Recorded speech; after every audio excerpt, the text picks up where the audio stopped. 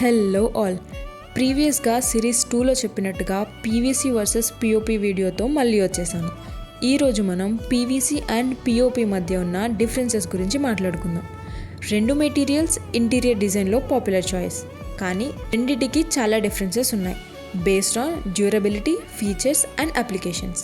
Let's see one by one. First, durability విషయానికి వస్తే PVC ప్యానెల్స్కి ఎక్కువగా లైఫ్ స్పాన్ ఉంటుంది, బట్ పిఓపి ప్యానెల్స్కి డ్యూరబిలిటీ చాలా తక్కువగా ఉంటుంది. మాయిశ్చర్ రెసిస్టెంట్ విషయానికి వస్తే PVC panels are 100% waterproof. పిఓపిలో మాయిశ్చర్ అబ్జర్వ్ చేసే ప్రాపర్టీ చాలా తక్కువగా ఉంటుంది. ఇన్స్టాలేషన్ విషయానికి వస్తే పీవీసీ ప్యానెల్స్ ఇన్స్టాలేషన్ అనేది చాలా క్విక్ అండ్ ఈజీ. పిఓపి ఇన్స్టాలేషన్కి skill, labour and more time require అవుతుంది. మెయింటెనెన్స్ విషయానికి వస్తే పీవీసీ ప్యానెల్స్ని మెయింటైన్ చేయడం చాలా సింపుల్. పిఓపి మెయింటెనెన్స్ మాత్రం చాలా డిఫికల్ట్, ఎందుకంటే ఇది డస్ట్ని అట్రాక్ట్ చేస్తుంది. ఎస్థెటిక్ విషయానికి వస్తే పీవీసీ ప్యానెల్స్లో చాలా wide range of designs and colours అవైలబుల్గా ఉన్నాయి, but POP designs are very limited.